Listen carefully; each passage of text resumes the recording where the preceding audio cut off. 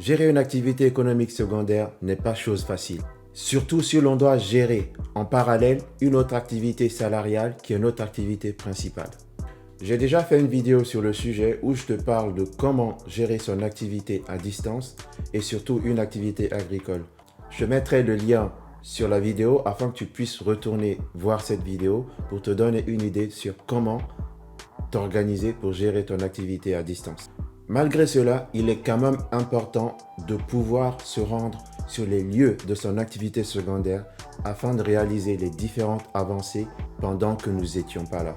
J'ai débuté mon activité agricole depuis 1 an déjà, en parallèle de mon activité principale qui est le développement logiciel.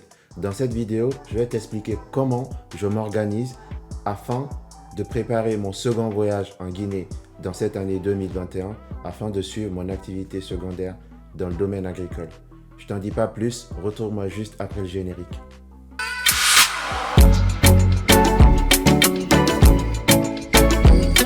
Salut à toi et bienvenue sur Gainvest. Si tu viens d'arriver sur Gainvest, sache que Gainvest est une chaîne sur laquelle tu trouveras des idées et des conseils sur comment débuter ton investissement en Guinée, mais surtout comment le réussir. Je te demanderai juste de t'abonner à la chaîne si tu ne l'as pas déjà fait, ou de laisser un commentaire, de liker la page et aussi de la partager autour de toi pour que la communauté Gainvest continue de s'agrandir. Je profiterai donc de la chaîne Gainvest afin de te partager mon retour d'expérience dans le domaine agricole en Guinée. Donc, assieds-toi bien et entrons dans le vif du sujet.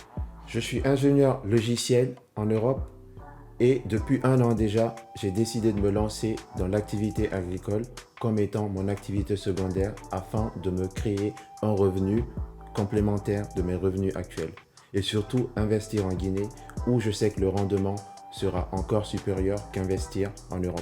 Cette activité agricole, je la gère à distance avec l'assistance de mon père. Pour le suivi et le bon déroulé de mon activité, j'ai décidé de me rendre en Guinée 2 fois par an. Après un premier voyage en début d'année 2021, celui-ci a été compliqué par toutes les restrictions qui ont été mises en place par rapport à la gestion de la Covid-19. Je dois me rendre pour la fin de l'année afin de suivre les actions que j'ai démarrées durant mon précédent voyage. Étant ingénieur de métier, j'ai pris la décision de m'occuper de toutes les actions qui étaient d'ordre technique. Cela m'a permis d'ajouter une certaine touche personnelle à mes activités et en faisant un lien entre mon activité secondaire et mon activité primaire. Je me suis donc, durant mon séjour en début d'année 2021, occupé de plusieurs actions qui ont été l'installation de la pompe immergée dans l'un des puits, l'installation du système d'irrigation, l'achat des différents cubuténaires qui ont été compliqués en fait pour installer le futur château d'eau, la recherche d'une deuxième localisation pour l'installation du deuxième puits. En ce qui concerne l'installation et l'aménagement du domaine, j'ai fait une vidéo aussi sur le sujet où je te parle des différents matériels que j'ai achetés et des différentes actions que j'ai faites pour permettre aux différentes zones de mon domaine agricole d'être irriguées en eau.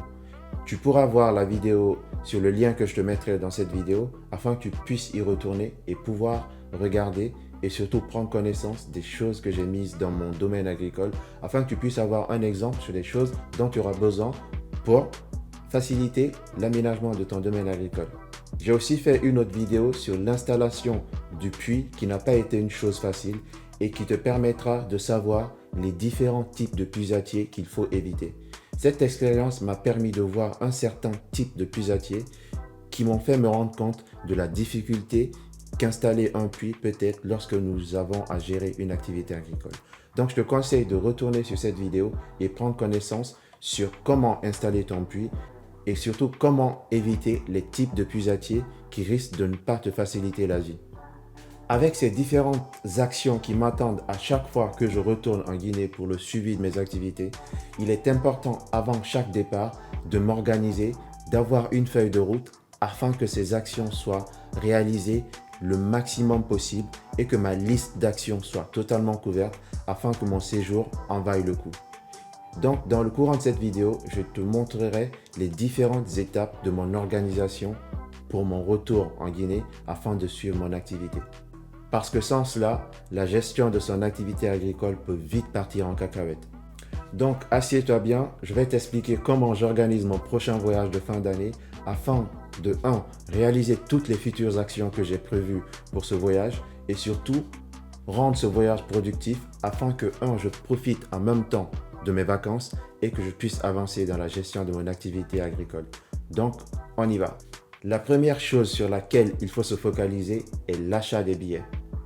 Afin d'anticiper les différentes hausses des prix des billets en ce qui concerne les voyages en Afrique, je paye mes billets 3 ou 4 mois avant le début de mon voyage. Et j'utilise le moyen de paiement en plusieurs fois pour faciliter le paiement et surtout pour me permettre de ne pas trop sentir l'achat de ces billets. Donc je vous conseille, si vous prévoyez de rentrer en Guinée pour le suivi de vos activités et que vous avez déjà préparé votre feuille de route pour la gestion de votre activité, je vous conseille de payer votre billet en plusieurs fois. Cela vous permettra même de payer le billet avant la date de départ. Plusieurs compagnies aériennes permettent la facilitation de paiement en proposant des paiements en plusieurs fois. Je vous conseillerais donc à l'achat de billets de toujours vérifier la facilitation de paiement afin que lors de votre prochain voyage, vous prépariez à l'avance et que vous anticipiez et que vous divisiez le tarif de votre billet en plusieurs fois afin de vous faciliter la vie. La mise en place d'un budget lié à la réalisation des actions que vous avez prévues.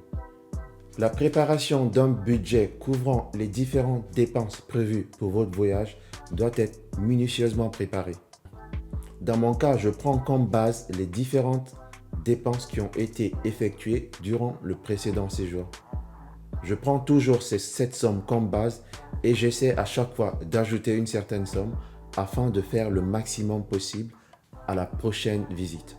Comme on le sait déjà, nous sommes Guinéens, il est très important de minutieusement préparer le budget de son séjour. Car des fois, on y va pour une activité économique, mais ce n'est jamais le cas et on se retrouve avec notre budget dispersé dans différentes familles d'actions qu'on n'avait pas prévues. Il est donc important d'appliquer la méthode que je fais, c'est-à-dire préparer différentes enveloppes pour différents types d'activités.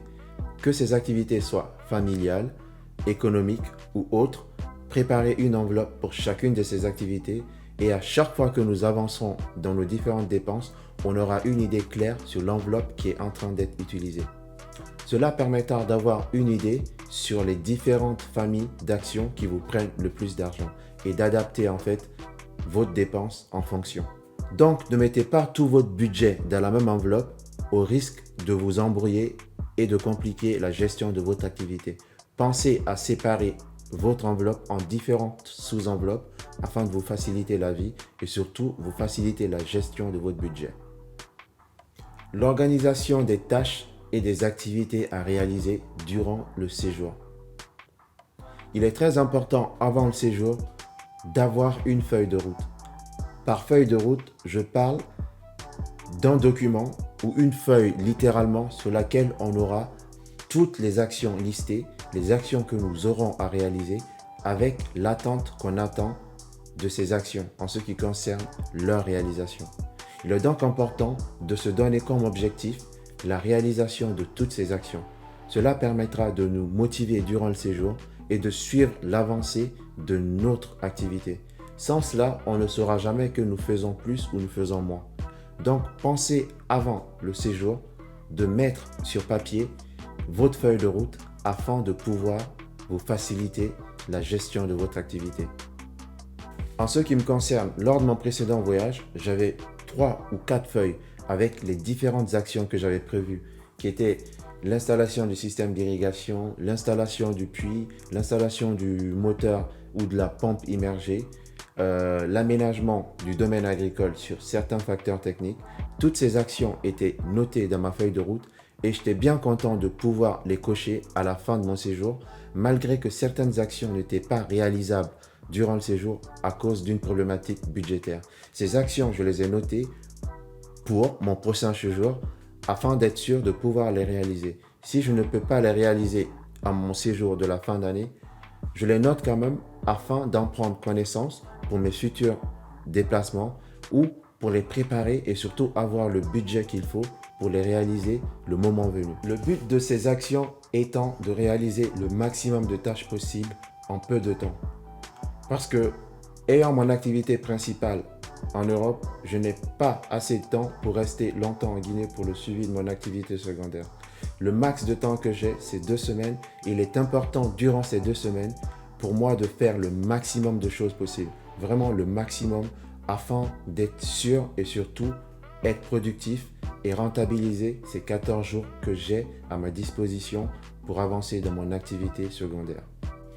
Donc voilà, en espérant vous avoir aidé à avoir différentes méthodes ou méthodologies pour vous permettre d'organiser votre prochain séjour en vue de gérer votre activité agricole, n'hésitez pas à laisser votre commentaire pour me partager quelle est la méthode que vous utilisez afin de gérer à distance votre activité économique et surtout comment vous faites pour vous organiser lors de vos séjours afin de faire le max possible durant la durée de temps limitée que vous pouvez avoir en Guinée. N'hésitez pas à laisser vos commentaires, vous abonner, aimer la page, partager la chaîne au maximum de personnes possible afin de faire connaître la chaîne Gainvest pour agrandir sa communauté et je vous dis à bientôt sur Gainvest.